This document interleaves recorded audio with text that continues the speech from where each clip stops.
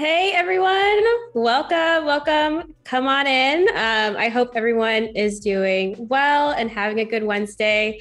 My name is Lola. I am your host, and today we have an incredible designer with us, Sinead Taylor. She is going to be walking us through the creation of a brand identity for a very futuristic and fun beauty company. So she's going to be using Adobe Illustrator and Adobe XD today and tomorrow. How are you, Sinead?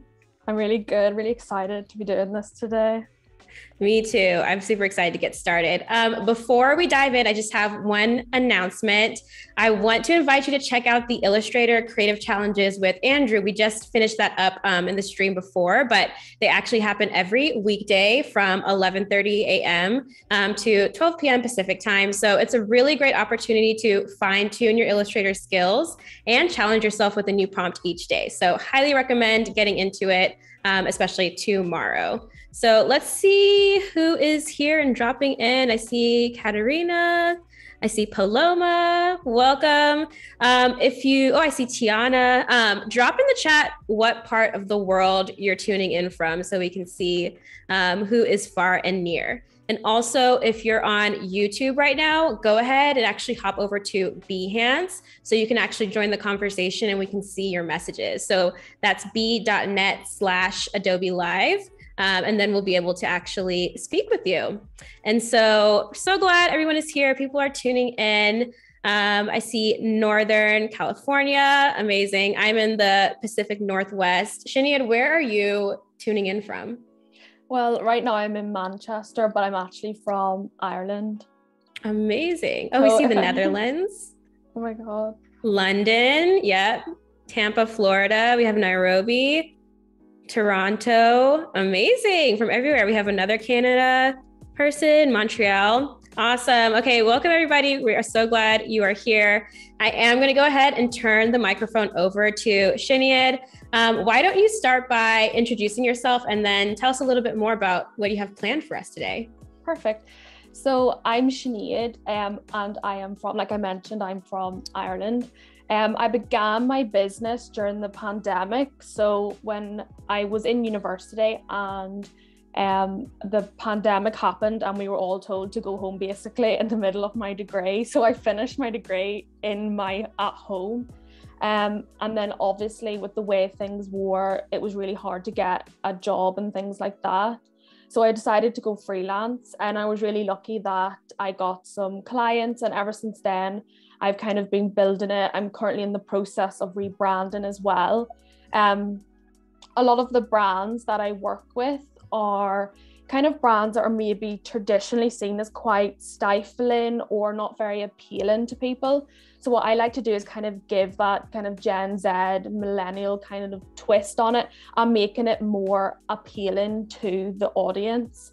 So people really kind of feel attached to it. I really love to use color. I really love funky types as well. So that's basically my work. What I'm going to be doing today is I'm going to be creating an SPF and kind of foundation beauty brand for a Gen Z audience. It's called Base, and I'm going to be kind of going through my kind of process and everything like that. So today I'm going to be working in Illustrator. So I'm just going to get that up. And also, if anyone has any questions about any part of the process, please put it in the chat and Lola can let me know. I love helping other designers or anything in the process. Basically, when I start a brand, if I was working with a client, what I would do is kind of have a call with them or a one-to-one kind of strategy session to really kind of understand what they are looking for, what they need as well. So the brand we're going to be doing today is called Base. It's kind of the emphasis of start where it matters. Typically SPF products can be quite boring, and I feel like Generation Z might not be keen to use, even though SPF is such an important thing to wear like daily. I think it's a thing that's boring and we probably wouldn't think to pick it up.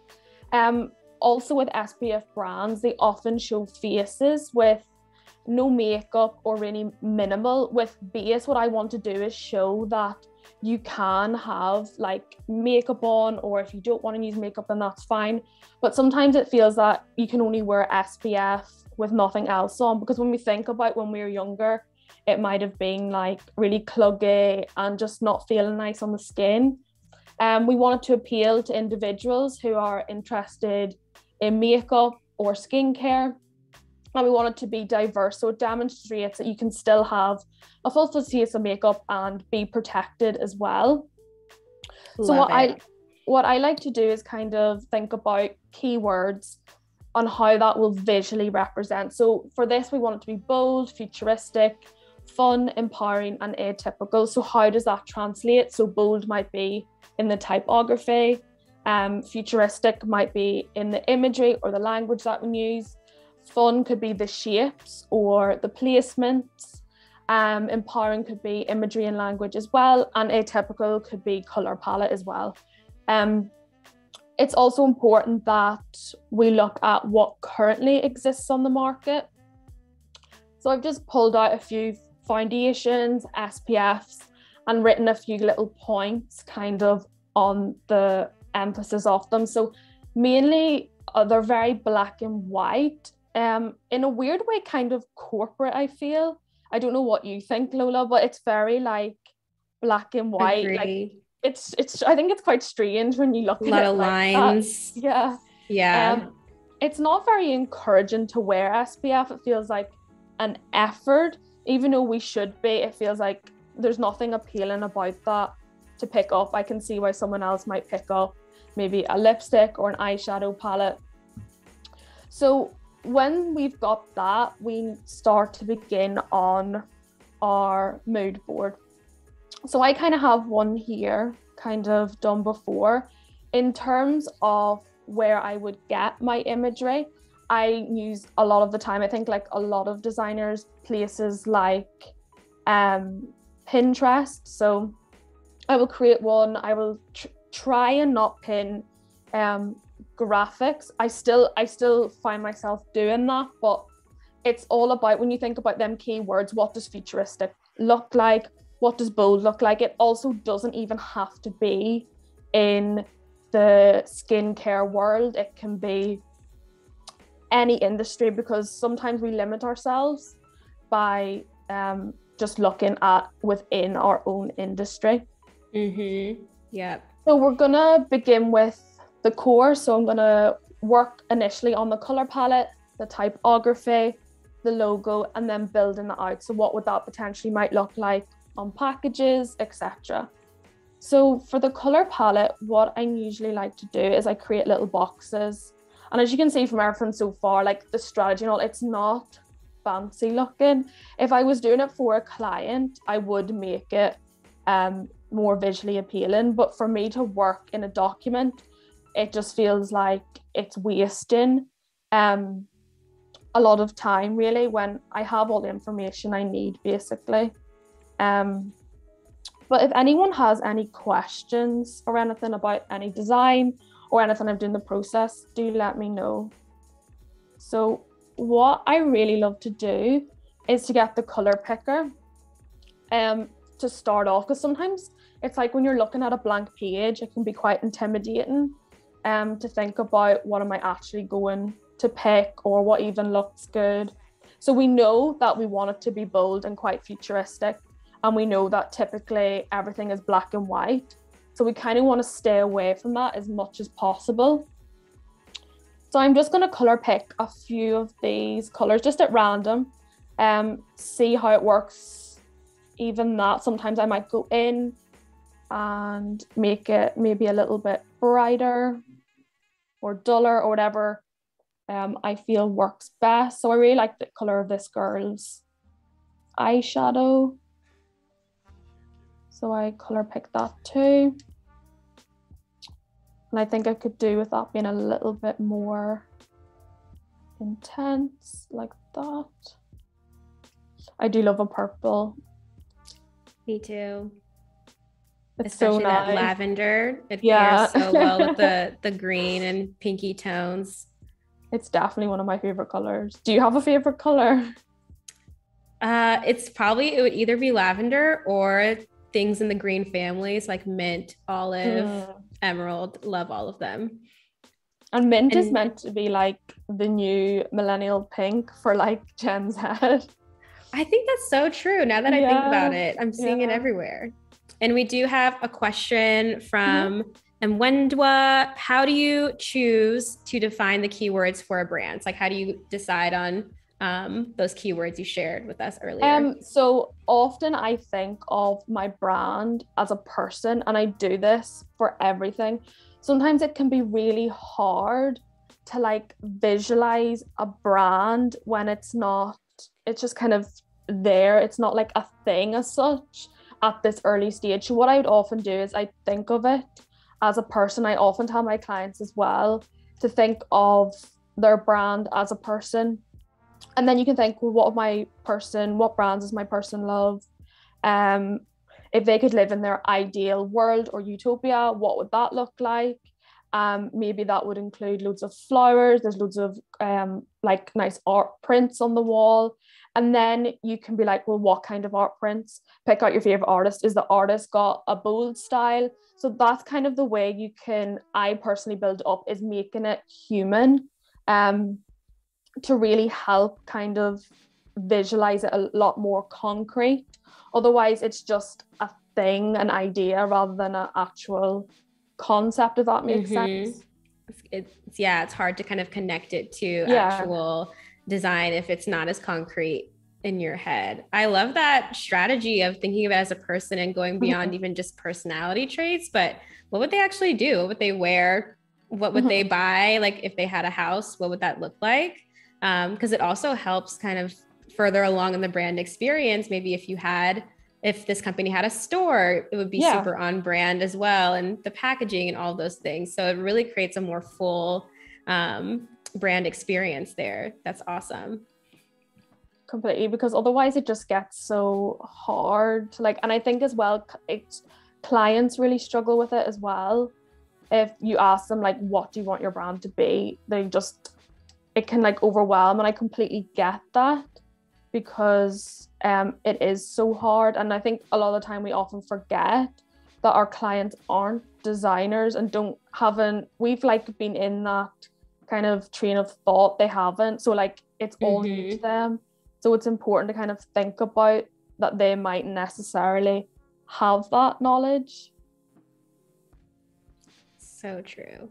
So what I'm doing now is I've just color picked this kind of core palette at the top, and now I'm just kind of playing with it. So maybe I might restrict it down a little bit.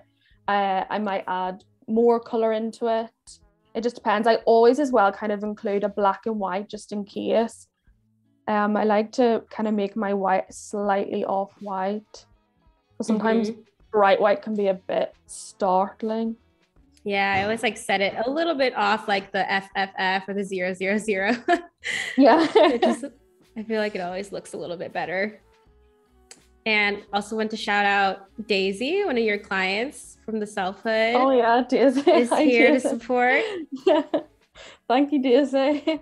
Daisy was like one of my first ever clients, and I still work with her today, and I'm so thankful to her as well. She's so kind. I love it.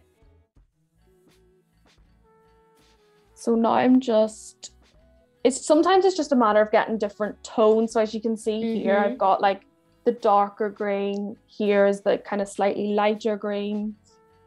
And what I also like to do is sometimes save it as well to my library. Up here, there's a library section where you can just save it. So I like to do that, especially when I'm creating other assets as well. It can be good, instead of having to color pick all the time, you can actually save your final color palette in. Yes, so I love doing that, especially if you're working in like Adobe XD. You can bring over your assets completely, because otherwise you just be color picking all the time, and then that would take so much time. So just, as you can see, some of these colors. And while you're doing that, we have another question from Yeah. Voodoo Val.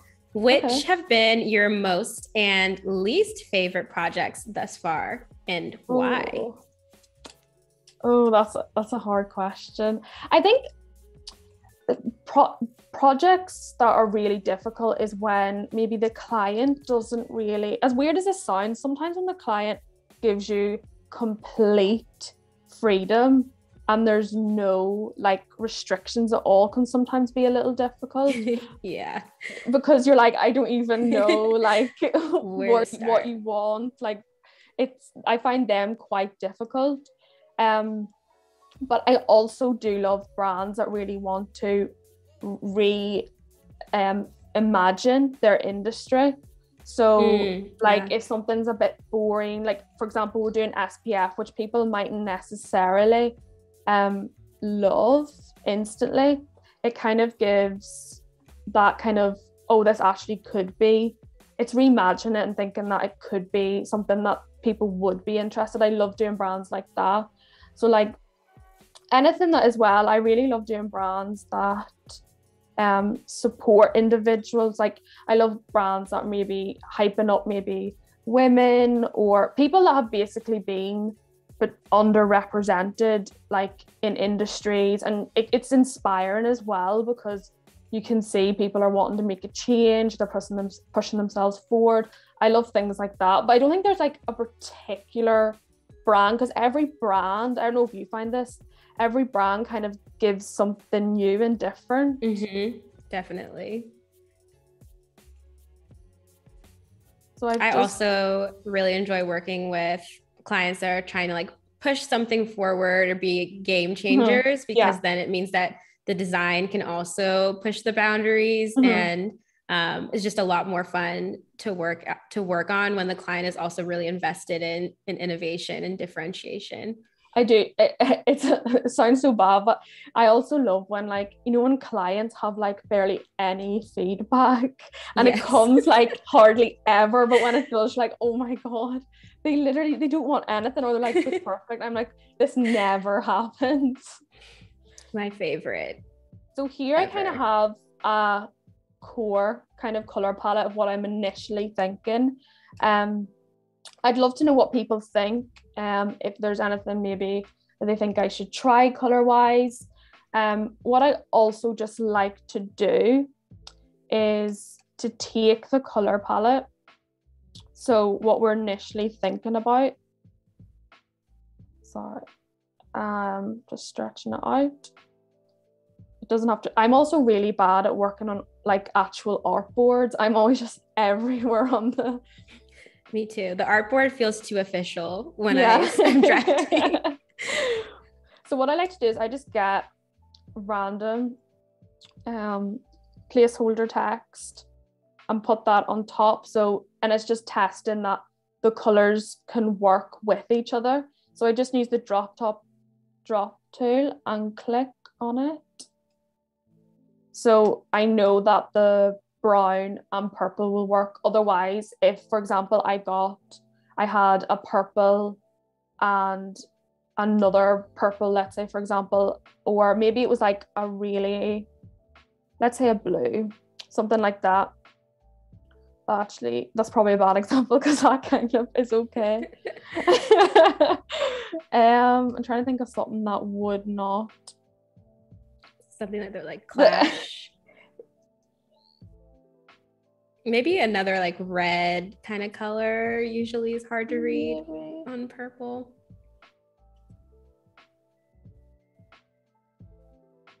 See, that's getting harder. So like a really light.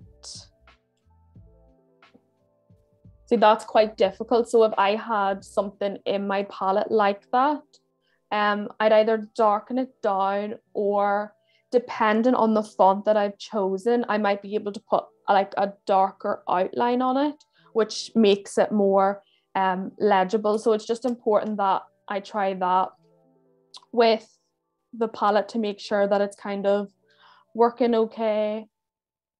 So amazing. So the green is okay with the purple.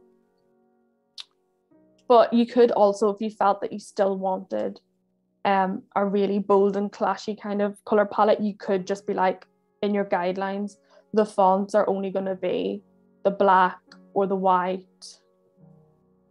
You can't really go wrong with that. And then when you are delivering it to a client, you have to kind of think, will they be able to continue with the brand and not get confused, if that makes sense? Definitely. Yeah. So if you want to do kind of bold and clashy colors, you can just make sure your client is clear on the guidelines around them. Otherwise, maybe just simplify things and make the palette work in all situations. Because otherwise it could just be a complete disaster. Like you created this brand for someone, and then sometimes you can go on and you're like, oh no, what has happened? I hope they don't think that I have done that. That's so funny. And we do have a question while we're still on the topic of colors. Ruth asked, do you normally start with RGB or Pantone colors? I would always start with RGB. A lot of my work is in RGB, but I would do RGB and then transfer to Pantone. I do have a Pantone book and stuff like that, and I have done packaging in the past, but like it really scares me like so much. Like if I'm sending it into print, I'm like so scared it's going to like not work out okay. But I would definitely start with RGB and then color match the RGB with a Pantone color. And I find that easier with the book because I can hold the book kind of up to the screen. I know there's always kind of a risk that it mightn't be 100%, but I have found that that's the easiest way I do it. And because I love color, I hate when I open something in CMYK, I'm like, oh my god, that's just disgusting. So as you can see, the green is a bit, it's not really legible. So what I would do with that is I'd either not use that combo or have a darker lime green alternative, so kind of like a secondary palette, or depending on the font we might use, we can outline it. So you can see there when it's outlined, it's complete, it's so much better. Agreed. Yeah, the outlining trick, I had never really thought about using it that way, but it's a really smart way to still have your bold and bright colors, but also make sure text is legible. Yeah, I do it all the time. I'm like, that doesn't work, but the outline will help it or make it work. So I just continue doing that with all of the colors, but I'm pretty happy with the initial color palette. I'd love to know what everyone thinks of it. Sometimes it's hard to chime in, everyone. It's hard to visualize sometimes at this point, like just seeing a static like lines. So when I kind of have the color palette, I also, because it's there, doesn't necessarily mean that there won't be changes down the line. I don't like to restrict myself by saying like, this is the color palette, I will not be changing this. As your brand evolves, as maybe you are building something out, you might find actually this doesn't work, and then I will tweak it. And I also make the client aware that throughout it's a process rather than you're not getting a final document straight away, because I think sometimes they think that and it kind of freaks them out a bit.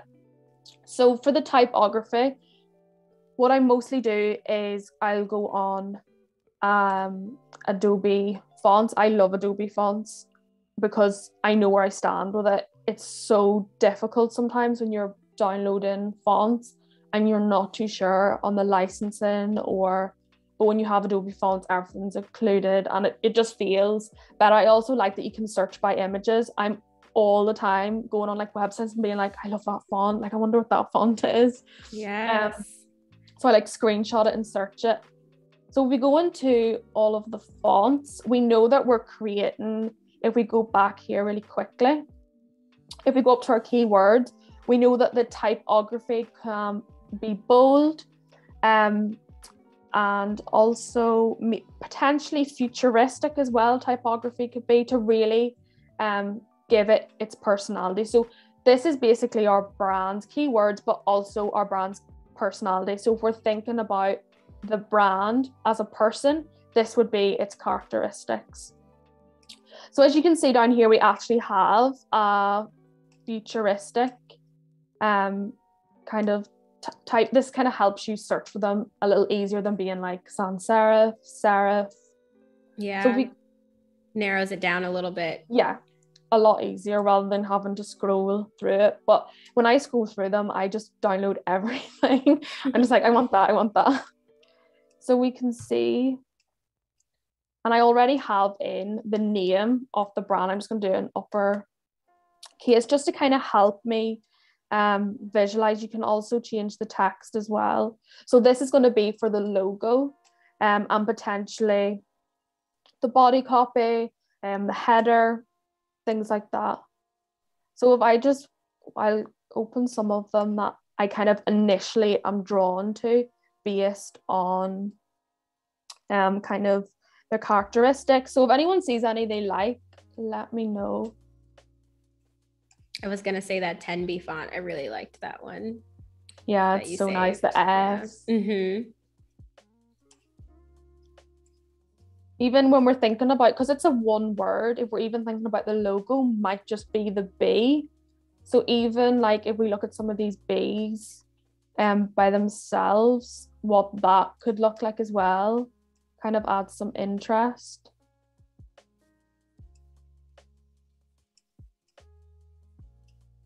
So I'm just going to activate some of these. And Adobe Fonts is also great because once you activate it, you can get it straight on Illustrator or whatever app you're currently working in. So it's super easy to immediately start working with it once you've activated it. It's so good that it's all in like that, because otherwise it saves when you I've downloaded fonts before and it just takes up so much memory. Yeah. On like your laptop.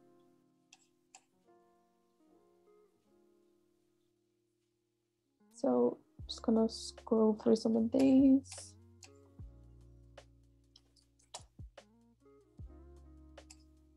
And sometimes I definitely download more than I necessarily need, just so I can kind of play about and I have that option rather than having to go back and forth all the time.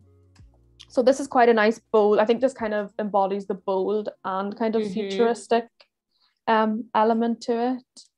I like that one a lot. Yeah, so do I. I think it would work well for like the single B too. And while you are activating fonts, I have a question for you. Mm-hmm. So it's a little bit of a controversial question because some people will say that the base font you use for the logo should be its own, and then the rest of your typography should be other fonts. And other people will say it's great to have like a header font that matches the font you used for your logo. So do you have any rules for how you choose your fonts for your logos versus the rest of the type suite? I would say you always have to maintain an element of contrast. So the body copy is the one for me that gets me the least excited. And I think that's important in a way because at the end of the day, it has to be legible. It kind of goes out the window of, does it look really appealing? I tend to like to do a different header, for example, to the logo, just because I want the logo to be kind of a hero on itself. But for example, if a typeface had loads of kind of fonts within it, I wouldn't not try it. But for me, a lot of it is intuition. Sometimes I just have to try it, and if it looks bad, then we scrap it. But I think it's just about trying it rather than thinking about rules. Like I don't even like, and it's probably a bad thing to say, but I don't even really know that. Like I studied graphic design, but I wouldn't say like I know all the graphic design rules. Like I don't work like that. I find I don't really create that well when I restrict myself. Like, I can't do this, I can't do that. So I just like to just try it. And then if it's not good, then just move on. That's how I personally like to do it. Totally agree. There's always Command Z. Yeah. Whatever we put, we can erase it if it looks bad. Yeah, that's one thing I noticed about kind of Gen Z branding and graphic style. It feels like the theme is the rule is there are no rules. And so we're seeing so much more creativity and just breaking out of typical formulas and things. So I love that perspective. And speaking of, we have a question as well. So Mwenda says, I always find a challenge settling on a font. How do you decide what it is? And I think we're about to get into kind of your process of landing on a font. So let's dig into it. So what I like to do is I just so for example, we're going to work on the logo. I just make it relatively big, and then it's really not that amazing, but I just scroll down kind of my fonts. I've already looked on Adobe fonts on kind of what I initially like the look of. And then I will just go down and just visually look at each one. If I like one, then I will copy and paste the name again and try out a different one. So that's at that stage, that is all I do. And then obviously if I want to try different weights, things like that. So we do want it to be quite futuristic and bold. So it's about find it. So I kind of like that one. So it's just whatever I initially like. I don't think too deeply on it initially. So I love the S on that as a sans font. It's really symmetrical and fun. So we're just scrolling down. And yes, totally agree, Voodoo Val. I use Typewolf like every day. I love that place. So do I. You can buy, I think you can even get like where they will give you matches. Yeah. Typewolf. So he will like have the font, and then he'll also show you whether it's on Adobe fonts or the closest match to it, which is extremely helpful. So just trying to find some of those that I have downloaded. I think that's another one. I want your font library. Some good ones in there. We're gonna have to connect after. I honestly sometimes I just go on it just to like look and download, which is really sad, but no, I'm a font fiend. My accountant was looking through my books the other day and she was like, what's this category of like hundreds of dollars? And I was like, they're fonts. I have to stop myself. Like after Christmas, I was like, I can't, because so much of it just goes on fonts, and then a lot of the time I don't even use half of them. Yeah. Ooh, muscle looks cool. Yeah, I like it.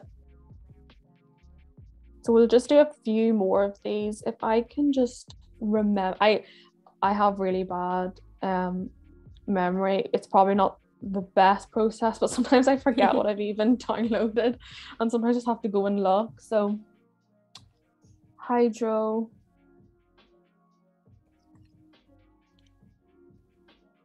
See, there's something I quite like about the kind of pixely, not necessarily as the logo, but maybe for a smaller header or maybe a call to action potentially. Sneakers, I'm not sure.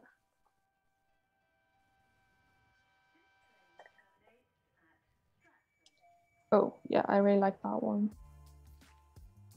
I'd also like to know what people like the best. Yeah, which font do you guys like so far? And also if you guys have a favorite font, I'm kind of curious. Do you have a favorite font? What do I always go to? My most recent favorite font, it's called like Enik or Enik, AEONIK. It's just this very like humanist sans serif font that is really great for body fonts. So I've been very into that one. And I'm definitely just like a big fan of the New Spirit and the Cooper Black kind of families. Yeah, I love Cooper Black. It's just a classic.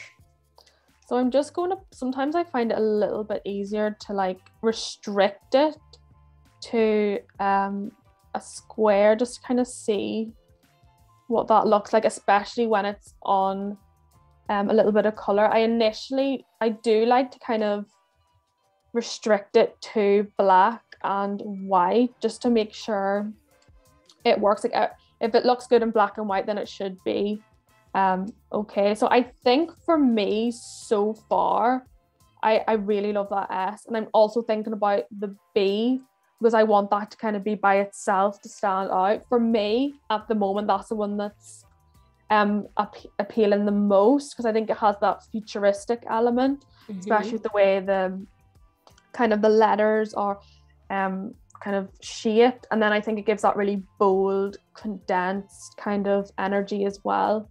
But do let me know what everyone thinks. So we have Val generally loves Montserrat and Lust, but not paired together, which I agree. Cooper, Paloma says the futuristic fonts are really giving. So we got some fans of the futuristics. We have Sign and Syncopate, another favorite. Love, yes. And this is, I probably wouldn't do this for, well, it depends for a typeface, and it's probably going to be really controversial and people will not, some people it will really offend, but I do like stretch and type. I think it adds a dimension to it, but like I'm careful with how I do it. But as I said, I just like to try things, and if it doesn't look good, then you move on. But I think it's worth trying it just to see, even if it looks horrible. It actually looks quite interesting. Kind of like it. Yeah. Like the levels, even if you think about like how that could work, even if you were maybe doing animation on it, like if it was launching. I love that.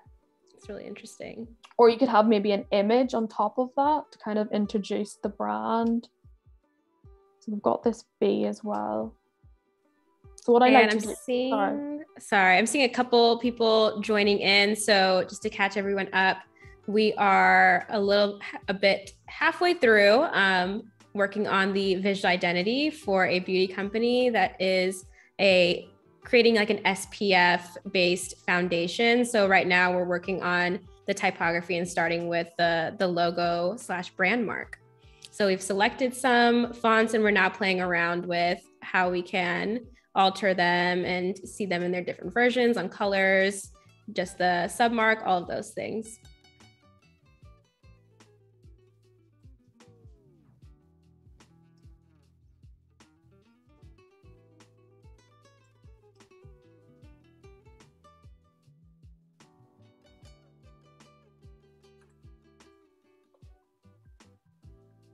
And there's even different, so I quite like this kind of italic one as well.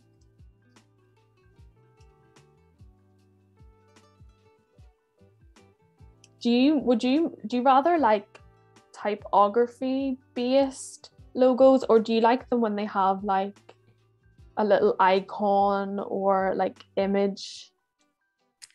That's so hard. It depends on the company for sure, but I think almost always I will have a word mark, like a letter-based mark, especially for new companies, because it helps build brand recognition when it's attached to the name of the business versus trying to like build brand recognition with just an icon that might be like abstract or not super connected to the name.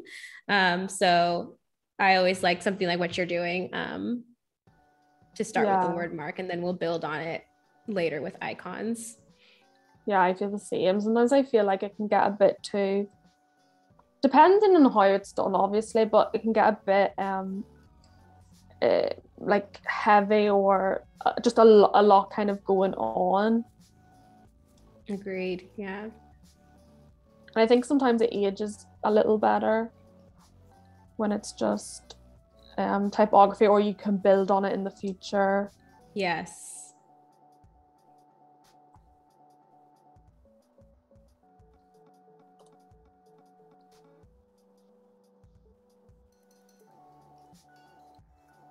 This is kind of what we're working with so far. So as you can see, I just keep kind of adding or taking things away. I might even take this one and think, how would that look if this was not as intense? So it could be maybe the typography that we would use as the body copy or the header.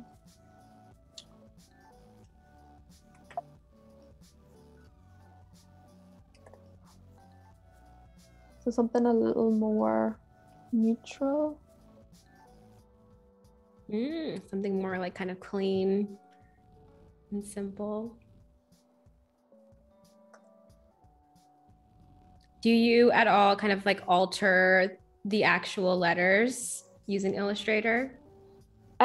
Sometimes, but I would say I'm not the best at it.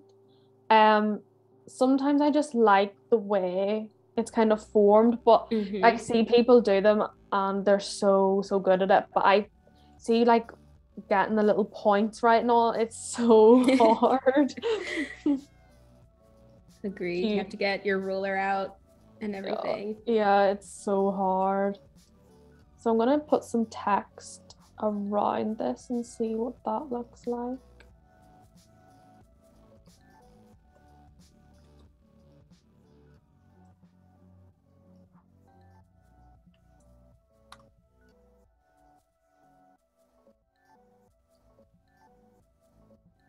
It is all about just, even if it doesn't look that good or you're like, why have I done that? It's just about keep trying it, saying I don't like it, and then trying something else. For me, that's how I work best because I am so visual. I find it hard to kind of sometimes visualize in my head what something would look like without doing it, if that makes sense.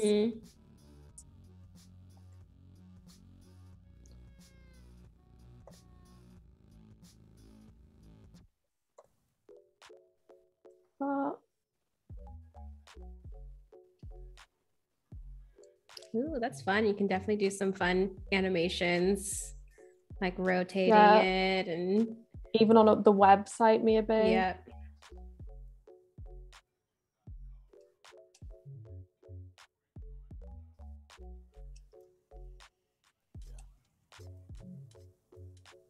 Just going to align it to the circle.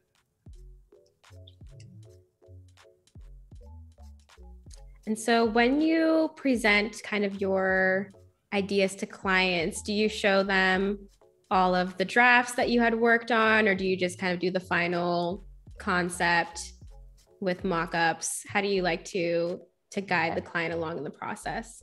I mainly like to just do the final. So I would present, if we were presenting this, I would present them that.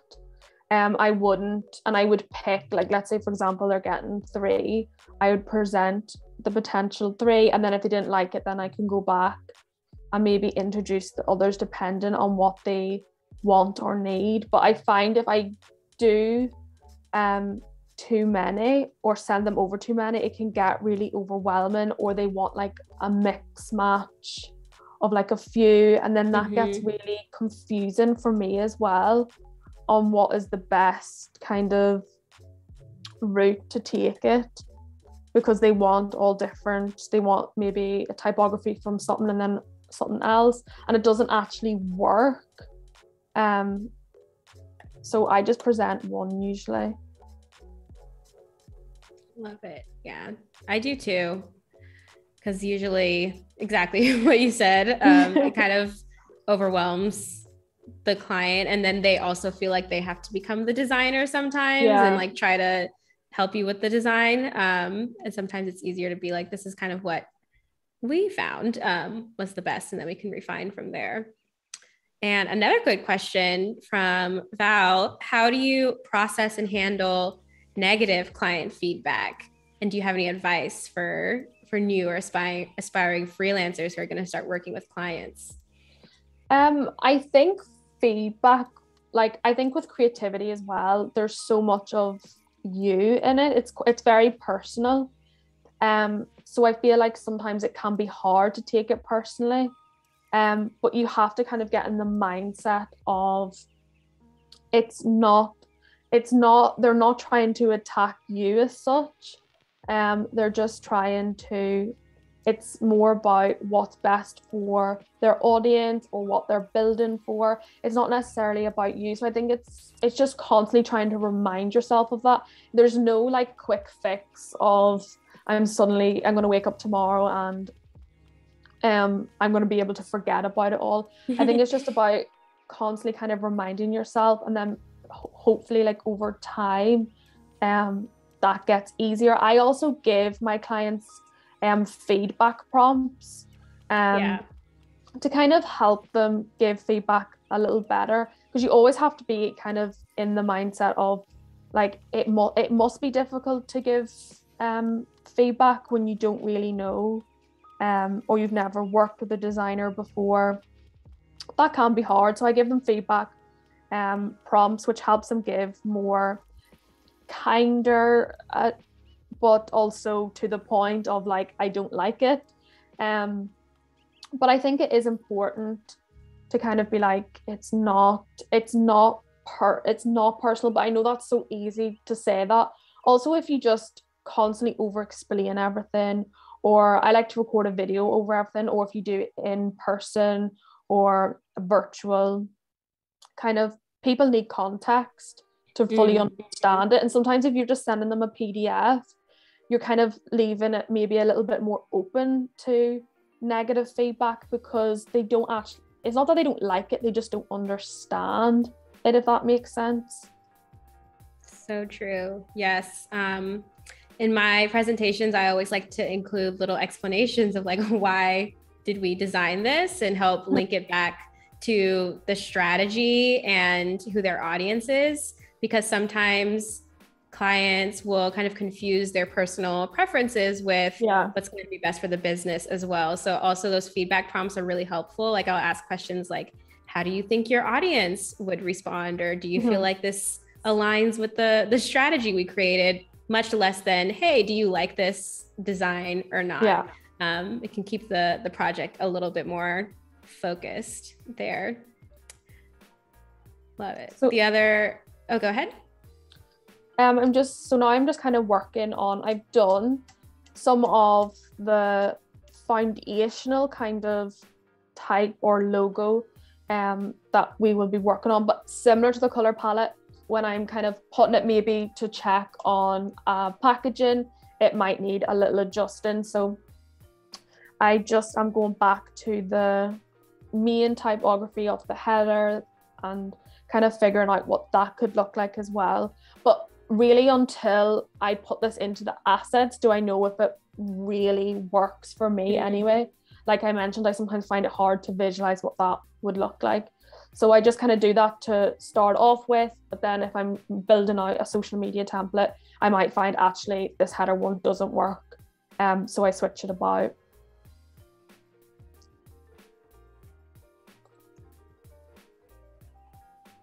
And I do like it is neutral body, so I don't get too caught up on it.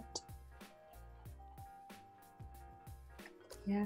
And maybe you can explain what the different headings in a typography suite are usually used for, like what makes a complete suite.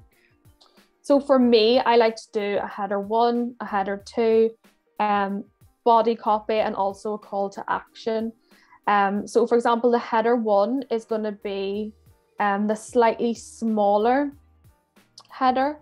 So if you can imagine, let's say, for example, you're doing an Instagram post and it might be how to design a brand, and you want the how to will be your header 1. So it will be the smaller element. The header 2 will be the largest. So you think of the largest thing on your page, usually titles, really big kind of pieces of text. It's usually shorter pieces of text, so 9, kind of 8 words. If you have two, depending on the scale, obviously, but if we're talking about in the sense of an Instagram post, you don't want your body copy to be the size of your header too, if that makes sense. Yeah. So for example, like the header too is for things that you want to stand out, or things that you would really want people to read. Amazing. So for example, like that. And then that might be on the initial slide. And then when if it's a carousel post, you will probably have the header too, again, because it's the largest things you want to stand out. And then under that, there'll be a piece of text, maybe explaining a topic. Maybe this is how to get a color palette. And then you would have your body copy kind of underneath that. So it's a thing that people need to read for longer. It's got the most important kind of information. So it has to be legible. It has to probably be your most boring. Some people might not think, but if you're going to create something bold, it's going to be the thing that's most traditional probably. And then your call to action is mostly used for if we were doing a website. So if you were having buttons, so it might be if you were on a website and it was like inquire now, you will have that on your call to action. It's just kind of differentiating from the other elements. So for example, it differentiates from the header 1, even though it will probably be the same font. You'll have a little shape behind it, which will kind of make it stand out, but it's still small enough that it's not like a massive call to action like header 2. So that's usually on a website. You could also have a call to action on an Instagram post too. Maybe if you're like, follow me, or DM me, you could have that at the end underneath there. So that's kind of how I would do that. So with the typography here, we have this. I really want to see what this looks like. It might not work, but it really gives me that kind of futuristic kind of element to it.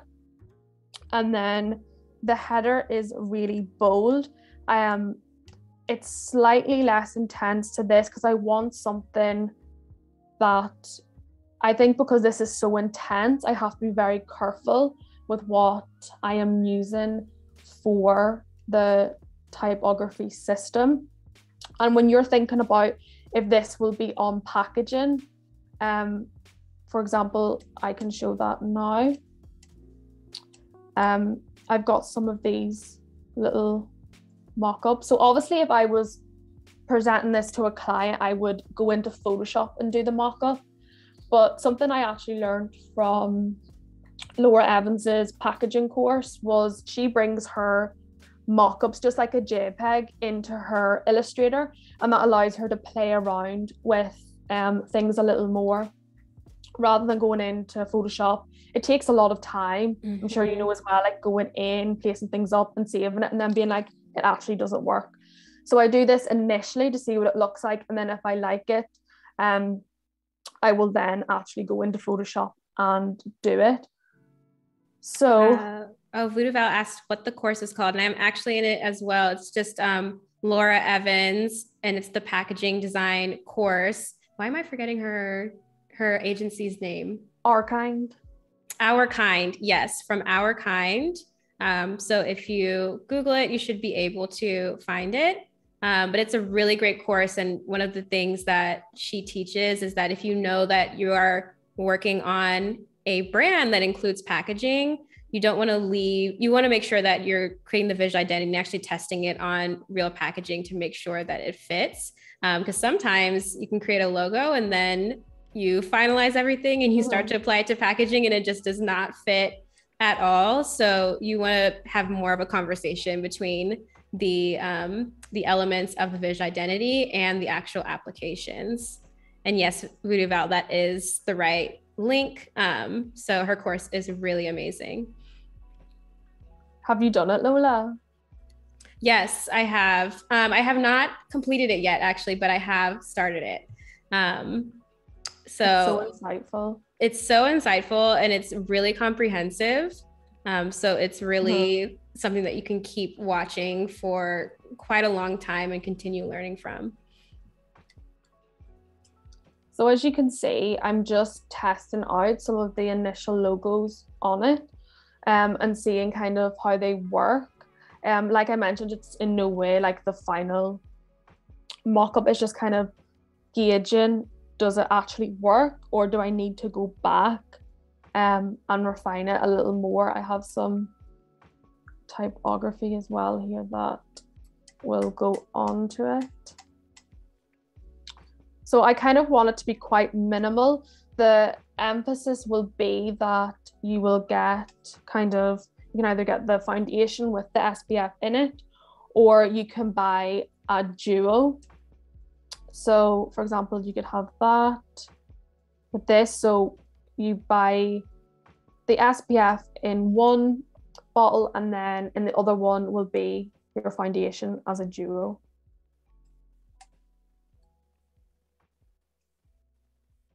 So just gonna try.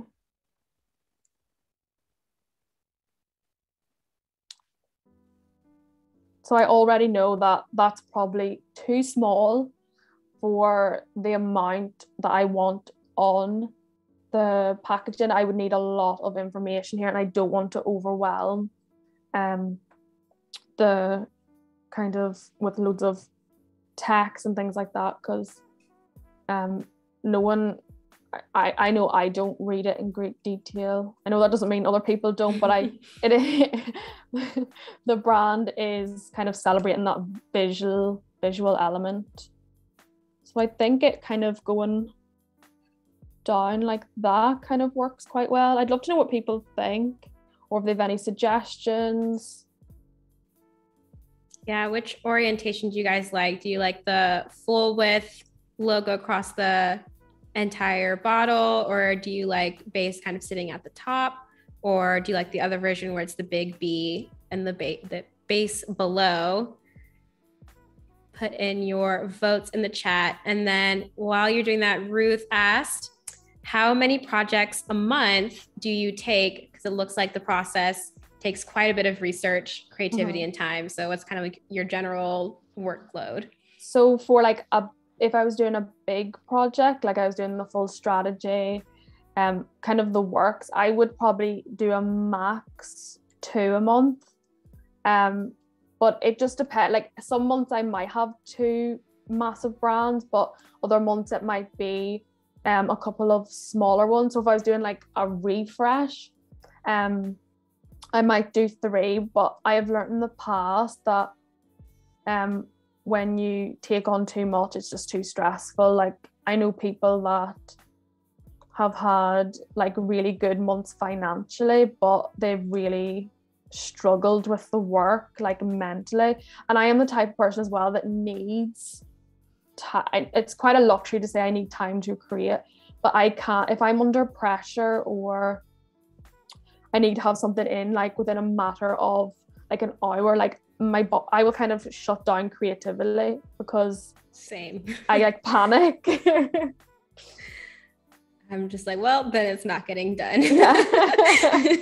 That's why I'm always worried if I ever go into employment that they're gonna be like, this girl just not why does she think that she's got time to do this? So good. Okay, Val says, oh, we can make a poll. Okay, so Sinead, which options do you want people to vote on? So I've got this one here, so it's kind of vertical like that. I'm gonna do one as well with just the B, so maybe that as well. Like that. Obviously I'll work into these, or there's that one with the base underneath the B. I'm just trying to think about what other kind of. What about black? Oh wait, I think you did that. Or the red, sorry. Oh, yeah. Just kind of curious. Interesting. Okay, and then let's go ahead and number them. If you can add like a little 1, 2, or 3 above it, and then people can put in their votes.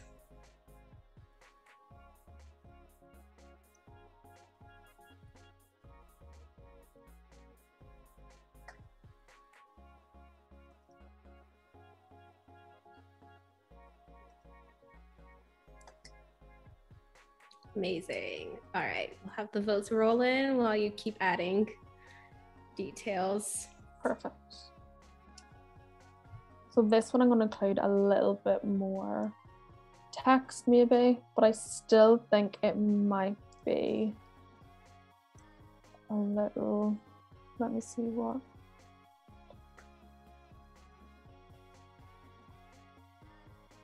Might do the kind of start one. Yeah. Is that kind of like the company tagline? Yeah. Love it.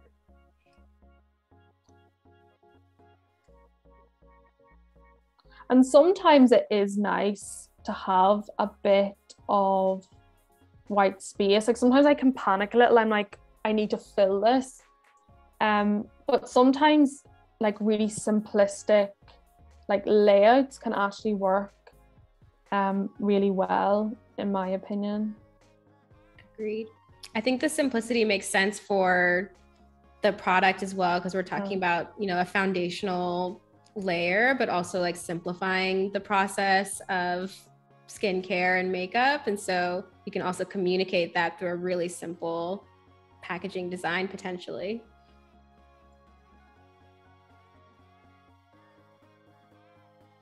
We're just going to make that a little bit.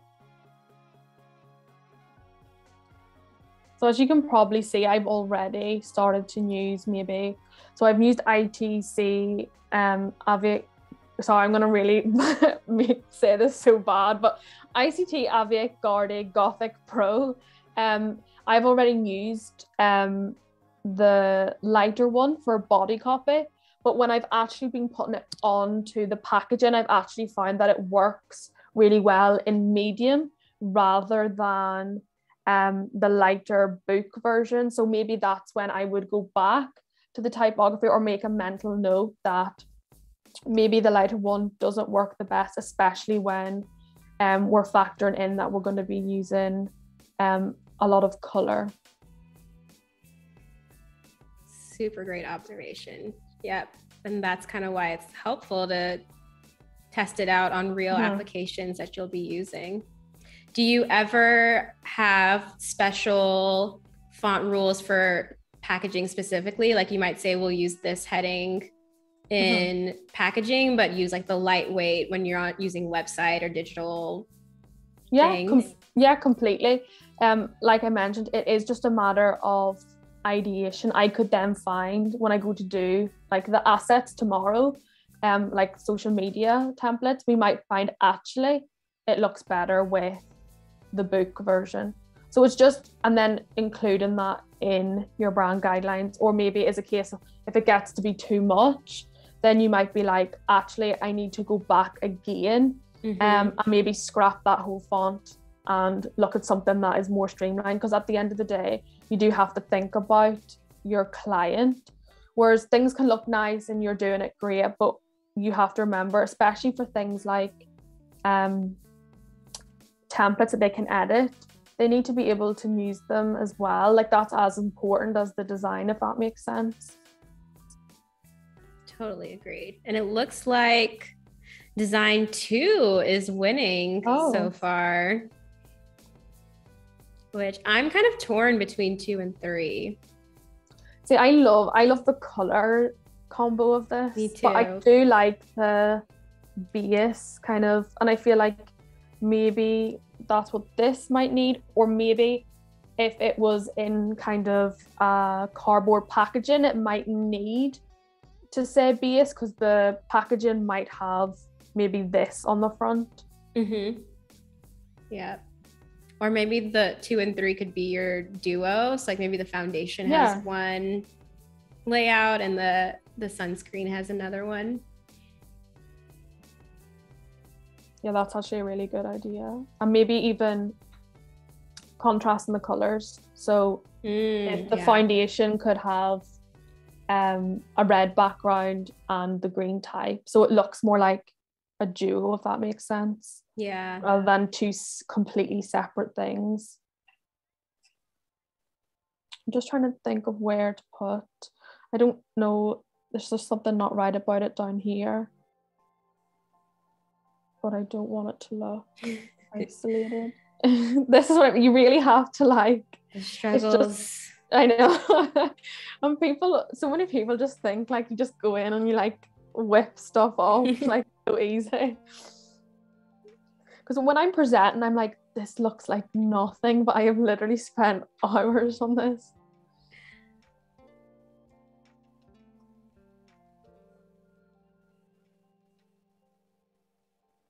Ooh, that's interesting. One thing that could be interesting, I know that we have that the background for the button, that oval like shape.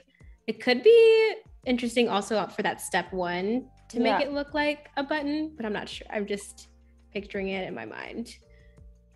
Because it does need to kind of stand out, I guess.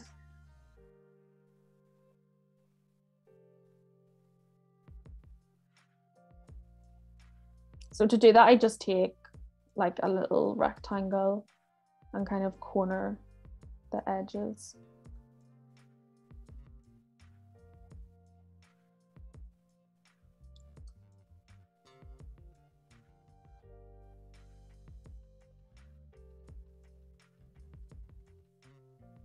Kind of make this a little smaller.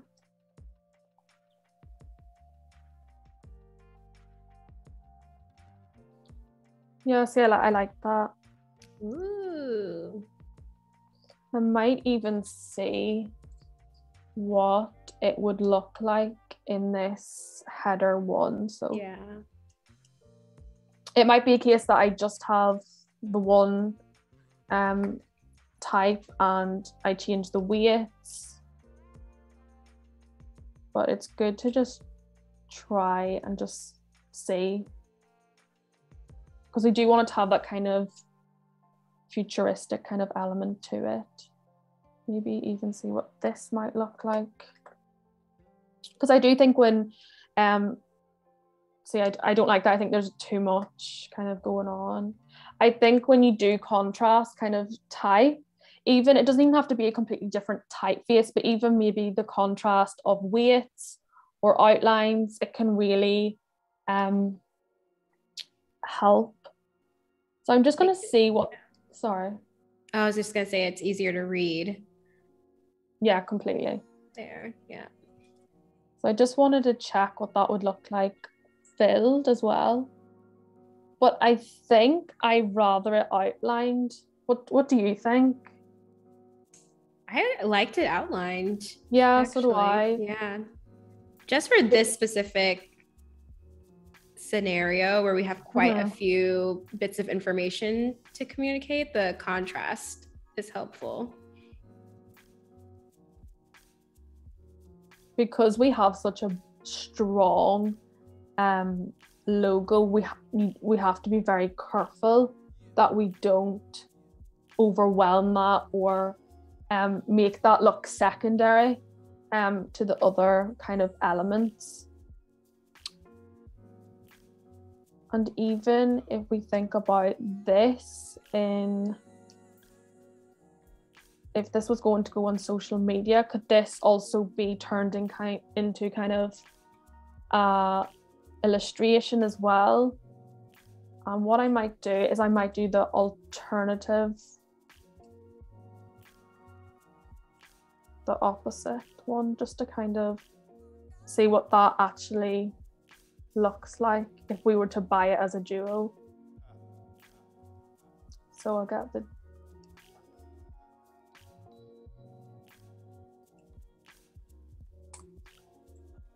I'll try it with this to see what this is like.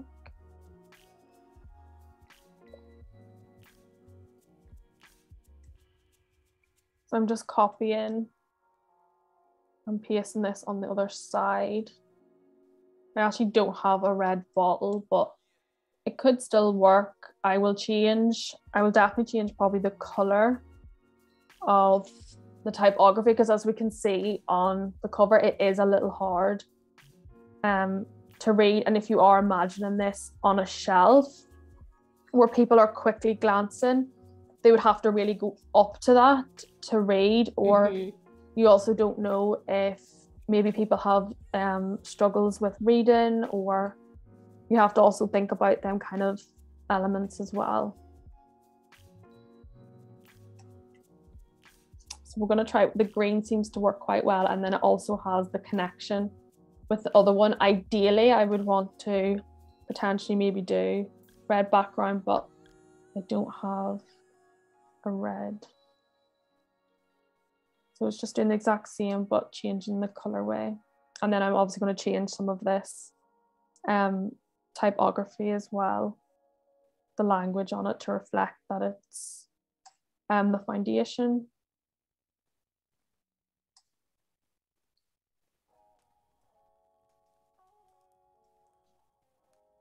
So this would be step 2. So you buy it as a duo, and the aim would be you do your SPF first and then your foundation after.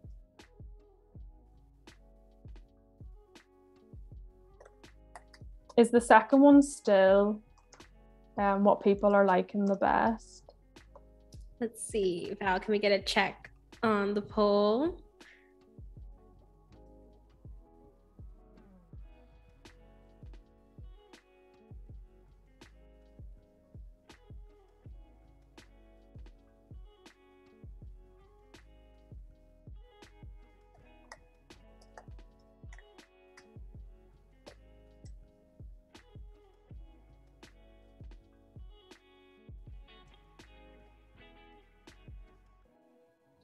So you can kind of see, just have to make obviously there's going to be different text, so it's going to slightly look a little different.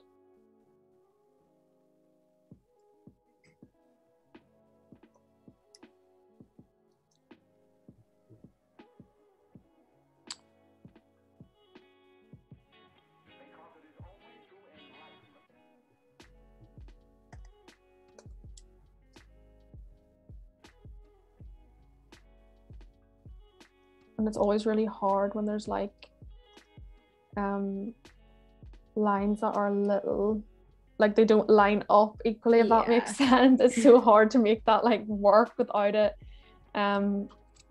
looking kind of funny.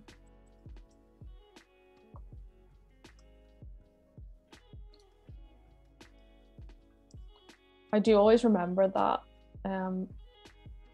when I went to school for design, that any, like, if you have a sentence, like let's say this is like a sentence and you have one of these by itself at the bottom, that's called an orphan, I think. I don't know why that always like stuck in my head.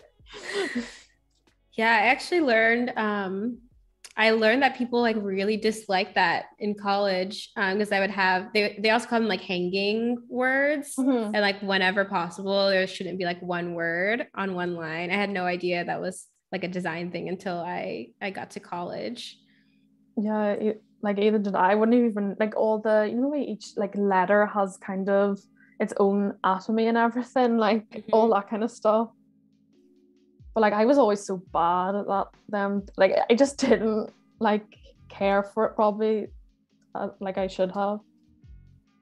Me too. We just go by vibes. Yeah. People are really liking the color compositions. Purple with the yellow looks really nice, and the yellow and red.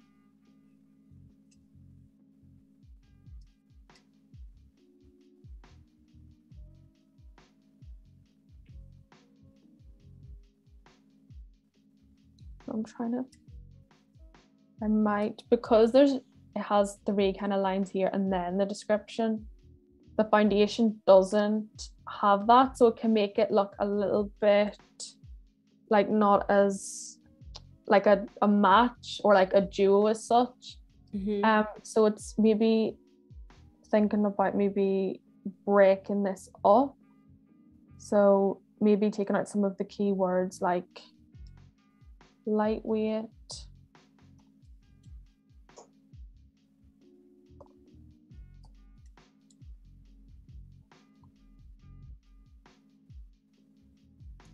Fergie says that another word she learned for that hanging word is also widow. It's just all very sad. Yeah, yeah. Sad words. I think that's why I remember it so much.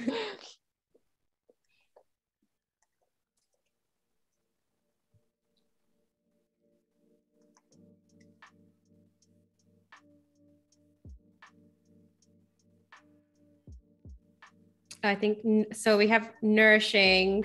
I think we're missing a U in the word nourishing. NOU. I'm such a bad speller. No worries.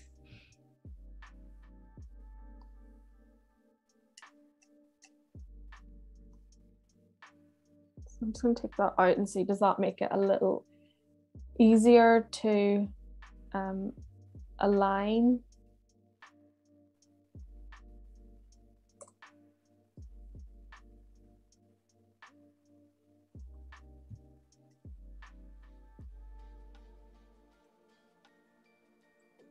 So it's like we have the step, and then we have a like number kind of thing going on, whether it's SPF or shade, and then we have the kind it is, or basically what it does, and then the last one is what the product actually is. Nice.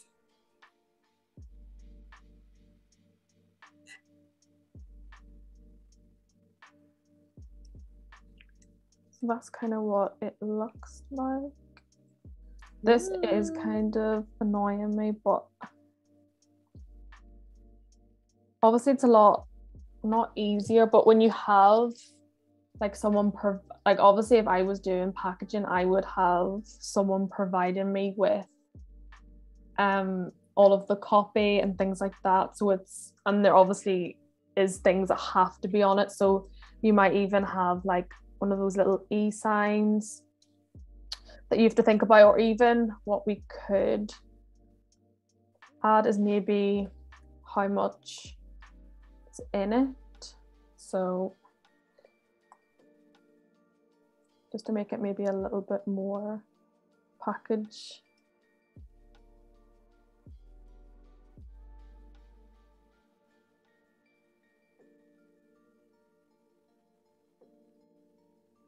Like that. And changing it into the red. Because the aim is to get this to look as kind of similar as possible, but still differentiating it that people know it's two separate products, if that makes sense. And then what we could also do, like I mentioned, thinking about, could this then be used in an illustration? Sometimes I like, because I do a lot of typography based logos, sometimes I like to do little brand, I wouldn't go as far to say illustrations, but because I'm definitely not an illustrator, but just little things that would look good maybe on social posts, or it could even be after they've established a little bit, could be their logo on Instagram. So I'm going to see if I can kind of create this. So I'm just using the direct selection tool to kind of bring this in slightly. Now this will be in no way perfect, but it just kind of something to kind of play with, because obviously if this was a real brand, we'd have really nice photography, which I'll kind of go into a little bit more tomorrow. But sometimes it's also nice to have some graphical elements, because that contrast is really nice to have, I think.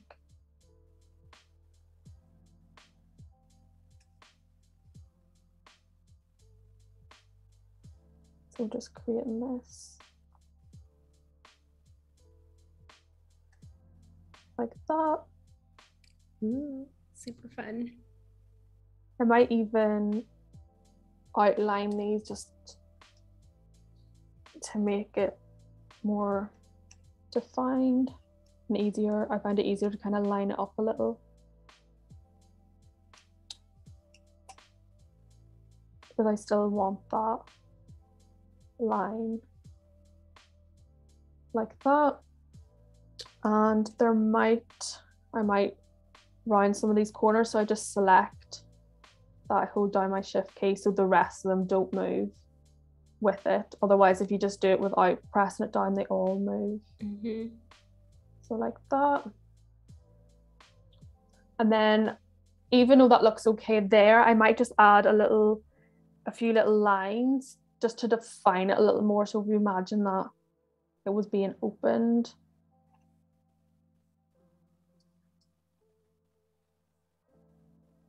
like that. And a line across.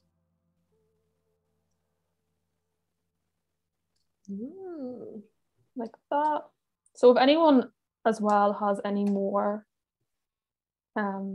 questions that they'd like me to answer about branding or starting your own business, not that I'm in no way an expert. So I feel like second thought, don't ask me that. I love this. But your illustrations, this is a great way to also create your own mock-ups if you can't find the exact one you're looking for, or you're trying to test out another color, for example. You can create little illustrations just to get as close as possible to what it might look like in real life, and then you can test even more. So it's pretty easy to create some simple mock-ups in Illustrator. Like that. So we've kind of got the base of it.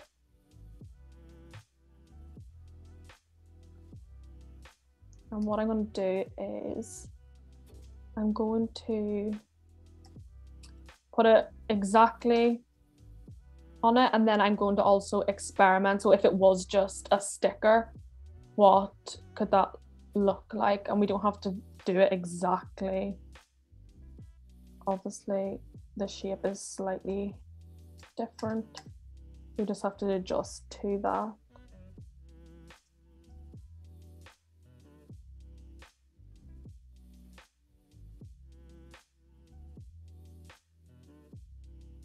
Just raising it a little. So you can kind of see there, if I take away this one just for a second,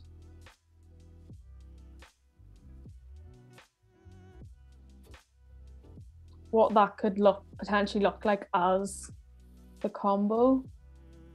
So you could buy them as a duo, or you could have them just singly as well. So this is where I like to kind of, if we're thinking about this as a sticker, we want it. So I'm gonna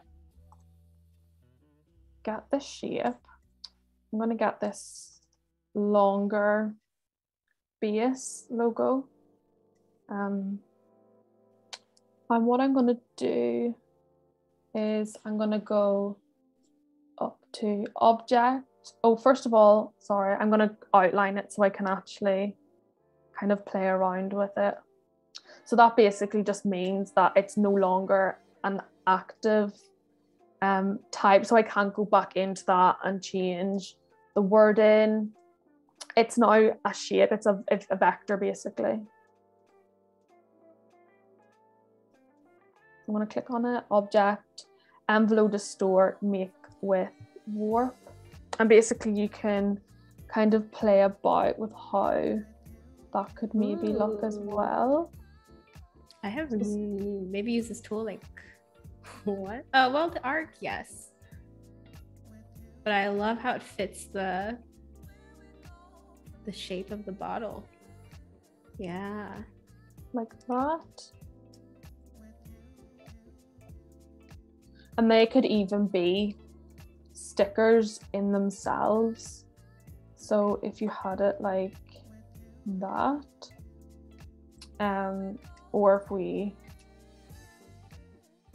went up to object and went to path, offset path, I'm gonna do this. I just always just kind of put in a random number and see how it works, but that might not, I might have to do that before. I think if you expand it in object expand, yeah, and then do the offset path, that might. Perfect, thank you. Yeah, thank you so much. So with this, then I click. Let's hope this works. If it doesn't, it's fine.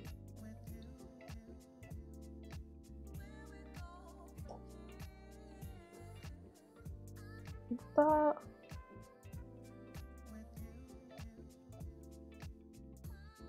So we have this kind of like outline or background, kind of, more so than a.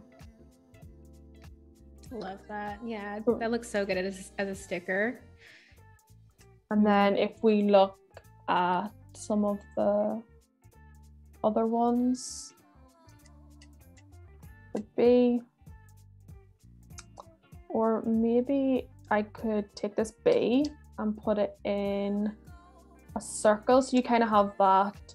You could layer it, it gives that kind of contrast of shapes. It's also, when we think about the very, very start, when we were talking about what characteristics does the brand have, we said we want it to be fun, and that might be reflected by the shapes we use.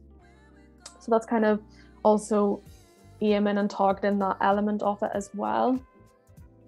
So the shape, we could even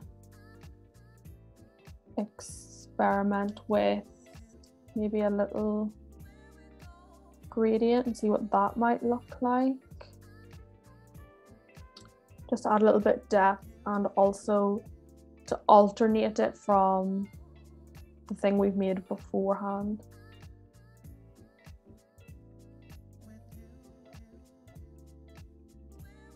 See what this looks like.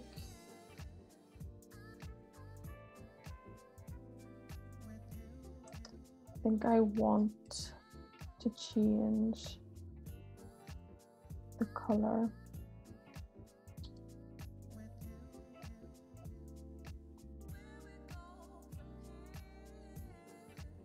Let me try the purple and see how that works.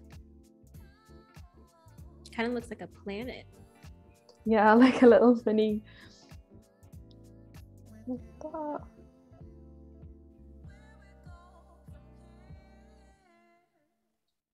I'm just going to outline that as well, so you can see how that kind of just makes it a little bit more legible. The sticker as well. What I could even do is have that as the body, and ooh, that's genius. I love that. Your brain is working at 100% right now. I'm so surprised as well, because like it's quite late where I am right now, and usually my brain like shuts down.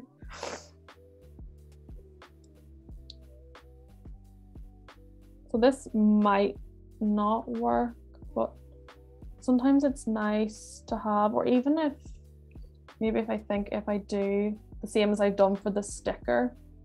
So expand it, object, offset path, and then do that outline like we've done before in the red. So let me just ungroup it, might make it a little easier. Yeah.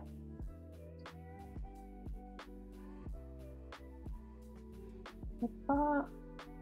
And as you can see, when I said at the start about saving your colors, you can see like I'm constantly going back to the saved in the library. Otherwise I would just be having to go, it would just make things so much longer and really awkward as well. So there, that looks a little bit more nice. defined. So that could also be another sticker. We could take one of the secondary fonts. So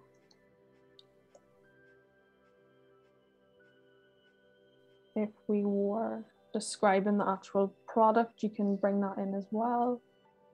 And I'm going to expand or create the outline, sorry, and go up to object, envelope, store, make with warp, and then we can play with this as well.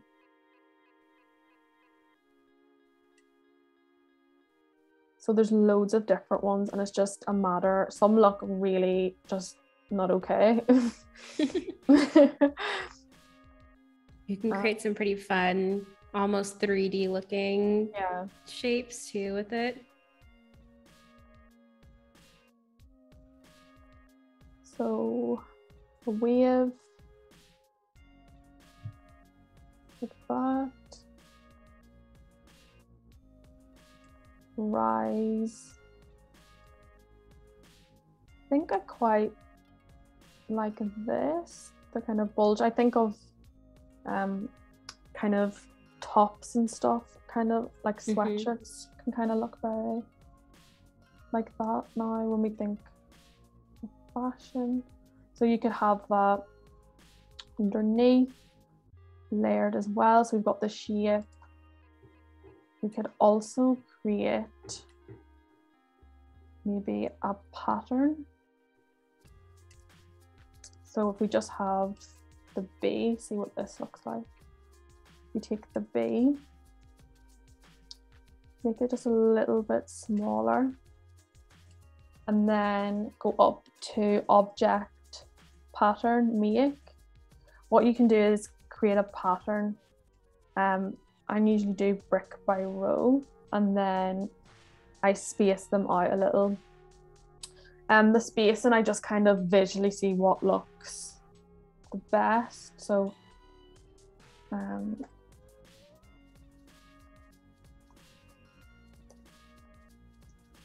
just a little closer, I think, would look better. And so what do you usually include in your base kind of visual identity package? Do you usually create stickers and patterns, or is it just the logo, color palette, and type? For the base, it would probably be your logo, your color palette, your typography, and then your brand guidelines. And then if you wanted more, you would build onto that. So if you knew that you were going to be very social heavy, or you wanted stuff like this for your website, that would obviously be add-ons. But I like the client kind of, sometimes clients don't necessarily always need everything that you specify. So it's having that core that most people will need, and then kind of adding on to what they want. So all I've done is I've pressed, once I've kind of edited that, I've pressed done, and then this swatches panel will come up. And all I've done is copied and pasted this body of the bottle. And as you can see here, it is saved kind of the pattern. And when you click that, it will take the shape of, and then you can layer it on top. Look at that. And because we want this brand to be kind of more fun, you can be a little bit more wacky with it. And because these are just stickers, when you're doing the packaging, you have to be a little bit more restricted because it has to appeal to an audience. It has to be easy to read. But when we're creating kind of the stickers, these are going to live very smallly on. The main focus is going to more than likely be on something else. So if it is an Instagram post, it's just going to kind of live in the background. It just adds something rather than being like the main kind of character. So maybe just without that. And even try some of the different, oh.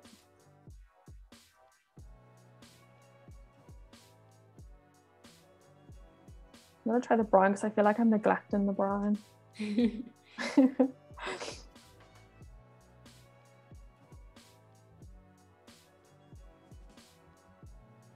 Then the lines I'll just change to the lighter, the green. So all kind of looks cohesive with one another. So that could be another little sticker. We could even, when I'm thinking about this little round, this could be maybe even a sun. We're thinking about what we're selling. So when I'm doing stickers, I just like to take the brand and just think of loads of words that you would associate with it. So for this, it would be maybe foundation, makeup brushes, sun, maybe sand, just things that you might associate with it. Just gonna edit it.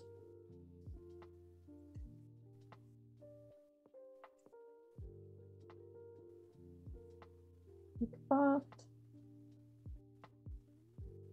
And, or what we could do, we could create a star and maybe see would that work on top. Ooh, yeah, that's a good idea.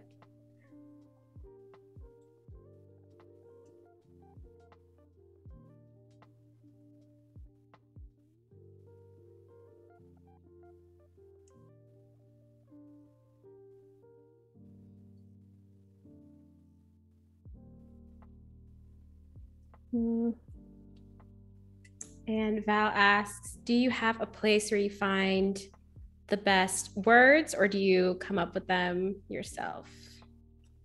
What do they mean by?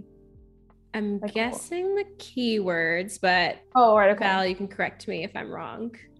So the keywords I just jotted down also with your strategy.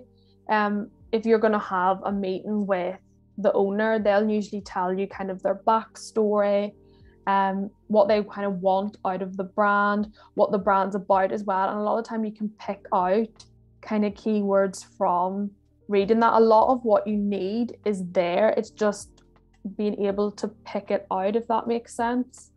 But all you need to do is just even like a mind map or spider diagram, put sun cream in the base, or there's even websites that you can put keywords and they'll, even the thesaurus, sometimes I would go on that.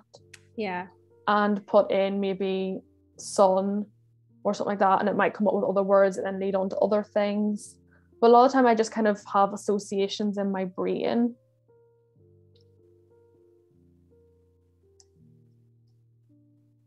So going back here, but use this circular one, see how it might work. Yeah, we haven't done a black and white combination yet. That, or we could also have that kind of up here.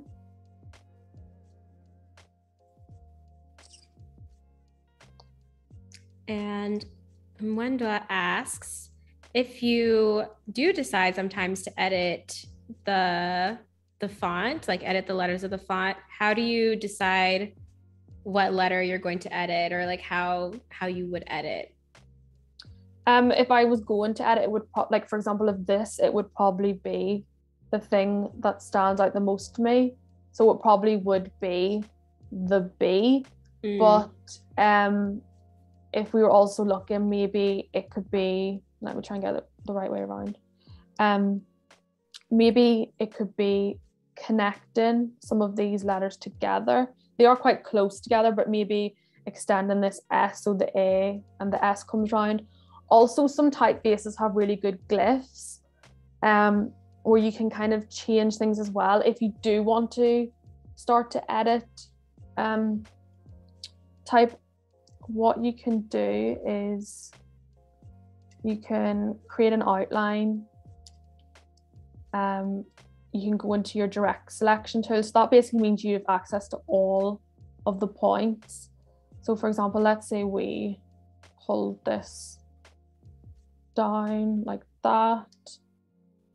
And you can see that kind of gives a completely different sort of energy. What else you can do is you could add shapes on top of it. I'm going to do this really badly, but it's just to demonstrate. If we have another shape on top like that, and let's say you wanted that piece to be empty, you just would highlight it, go to properties, and the Pathfinder tool can be really good as well. So like you can extract that element, and then that's another way as well of how you can edit your type. But some people as well I know have tablets, probably the people that are really, really good at it. And they can use like pens to kind of, you can extend these out, you can add points, even the angle like that. I think a lot of it is practice and having kind of an eye for it as well. For me, honestly, I don't think it comes extremely naturally to me to know how to like change it to make it look really good, because I'm always afraid that I'm just gonna really make it look nasty. But I know for a lot of people they would use the direct selection tool, they might use tablet, or they will use the Pathfinder tool where they'll extract kind of things out of it. Do you do something similar when you're doing it? Yeah, and I think most people say it's just a matter of playing around, because I think the best letter customizations I have come across are by accident and like me getting to the point of frustration and I just start doing stuff and then I'm like, oh wait, that looks nice. But I know a lot of people kind of do a lot of research on just what is the base of a letter and what are the different ways that you can edit a letter and it still look like that letter. And then it's just a matter of like style. So is it going to be more curvy? Are you going for something more geometric? And then using your tools to do that. So definitely Pathfinder, your best friend, because you can create new shapes and then add it to the letter or take away shapes. I also really love the smooth tool, because I'll draw something really crazy and then I just smooth it out and it looks professional. So it's just really not being afraid to play around with the letters. And I think that's kind of the foundation of everything. A lot of people think because maybe not everyone shares their process, or that's kind of like the bit that people are doing in private, it can feel like there's this kind of secret kind of code or like a particular thing that every good designer is doing. But a lot of the time it is trial and error. That's all it is. What I'm doing here is I'm just blurring one of these stars on top. Similar to a gradient, but it's not as streamlined. It's still kind of got that defining edge to it. But yeah, I think trial and error is your best friend, really. That is so fun. It makes such a nice texture. Yeah. And it's like, I know some people might think that it's similar to like, be like, why don't you just do a gradient? But I think you can really see each individual shape, if that makes sense.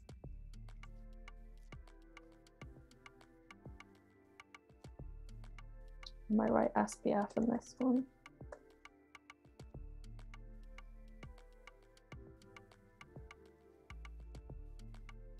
And when we're thinking of futuristic, a lot of the time we might think about space or elements. Mm-hmm.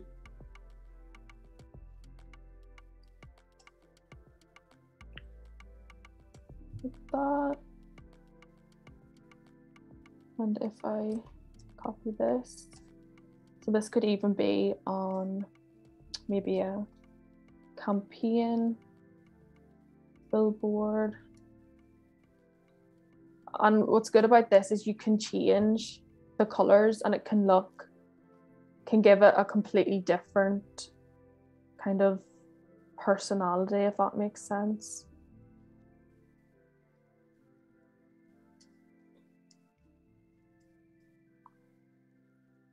Kind of looks like an explosion, like fire. It does. Like, don't let the sun burn you. Yeah. Like that. Maybe more of a warning.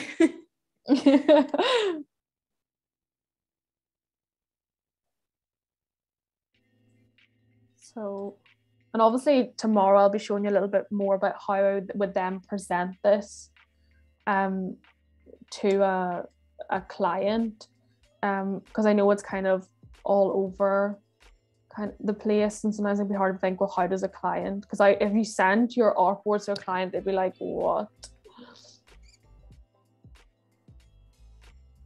So I sometimes just put it on black to see, sometimes you can see it better, or it just stands out a little more, to see what it all kind of looks like together.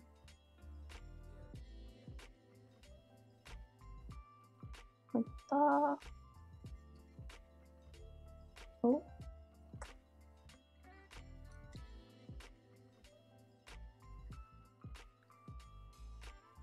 As you can see, we're starting to kind of get a real feel for the brand and what it's kind of symbolizing or wanting to speak about. It's definitely achieving that bold kind of factor we're wanting. I do think it would make people intrigued, at least, even if they don't buy it or think it's for them. It's kind of intriguement, and I think that's important, because sometimes, I know for me anyway, I can go and not be like, I'm not buying anything or don't need anything, and I see something, I don't know if it's because I'm a designer though, see something with nice packaging, I'm like, I need it now. Yes. So it has a lot of, it's in them times where I'm like, I proper realize how much power it actually has, because I know people always talk about it, but sometimes even I'm like, oh, do people actually buy that, or do they feel like designers are just saying it to condone? But it definitely does. I think it totally does. I think subconsciously, because if you ask people why they bought something, they don't always say, it was because of the packaging, but it can definitely do a lot to like communicate maybe high quality, or it looked fun. And that's at least why they might pick it up, and then they read more about it and realize they want it. So it's definitely an important piece.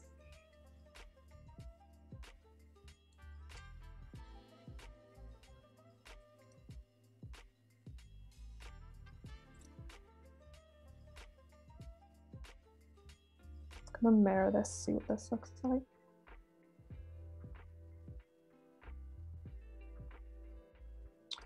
Or even if I took this typography and wrote base on it. So you can see here that I'm kind of making stickers, but this could also potentially be a logo, because we have a lot of space here. Because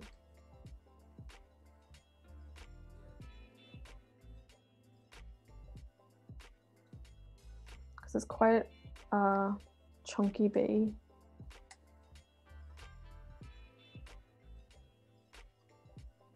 Ooh, okay, last question of the live. Question for us both from Val. Which is your least and most favorite part of the design process, and why? Well, my most favorite is probably actually doing this, the designing. I hate like giving reasons for why I've chosen things. I hate, like, I find it really hard to like articulate that sometimes. Like, I might know in my head why, but I find it hard to put into words. I get so scared getting feedback. Like when I get an email, like the feedbacks, I'm like, oh, and I've had to stop myself so many times doing it before I like go to bed or something, because it was literally like, I'll not go Literally to sleep. Same. Yeah. What about you? Favorite part of the design process, I enjoy the actual creation of like the brand pieces. So like the website or the marketing materials, like once the visual identity is made, thinking of how to create an experience from that is probably my favorite part. Least favorite is also gonna be feedback. I also have to get better about setting a time when I'm going to read the client feedback, because sometimes if I get even like one negative thing, it will like ruin my whole day. So I like need to make sure I'm like done with my work. But also want to like embrace kind of the feedback process and collaborative process. So trying to get better about being comfortable with feedback. But that's probably still my least favorite, is just like the waiting and then seeing what the client thinks. I hate it. But like most people are really kind with their feedback. Like it's very rare that you get someone that is really nasty. And if someone is really, there's no, like, in my opinion, there's no need for that. Like everyone needs feedback, but there's a way to deliver that feedback, if that makes sense. Yeah. And honestly, when I say negative feedback, it will be like, can we change the color? And I'm like, no. So it's me mostly being dramatic. But we have about 4 minutes left. And so Sinead, can you give us just like a recap of what we accomplished today, and then give us a little sneak peek of what we'll be working on tomorrow? Perfect. So today what we basically done was we worked on a brand called Base, which is basically an SPF and foundation company. Their aim is to aim it at a Generation Z and kind of making it more bold, futuristic and fun. We worked on the color palette and what that would look like from our mood boards. We also checked that it was legible. We worked on our typography suite, so what would the headers look like, the body copy. We also explored the logo and what that would look like, and then we translated that into the packaging. It's important that the logos and the typography fit into the packaging as well, because that's a really important element rather than putting everything on top. We then began to explore what some stickers could potentially look like for assets. And that kind of leads me on to think about tomorrow. So tomorrow, what we're going to be doing is building out some social media templates. So things on Instagram. So imagine this brand is about to launch, and what would the Instagram look like? Using some of these stickers, and we'll be building that on XD. So thinking about if the client wanted to edit them. For me, I really love using XD for social media templates. I'll also be sharing how I would then present this to a client. So at the moment, it looks very all over the place. It's hard to kind of know the story of it. So we'll also be looking at building that out and how can we make the presentations look really appealing to a client as well. Love it. So exciting. So make sure you guys tune in. Tomorrow we'll be back here at 12 p.m. Pacific time to hop into XD, which is my favorite Adobe app. So I'm very excited for it. So thank you so much, Sinead. This was amazing. All right, everyone, we will be back tomorrow, and make sure you stay tuned for the XD Daily Creative Challenge right after this with Jessie. All right, everyone. Bye. Bye.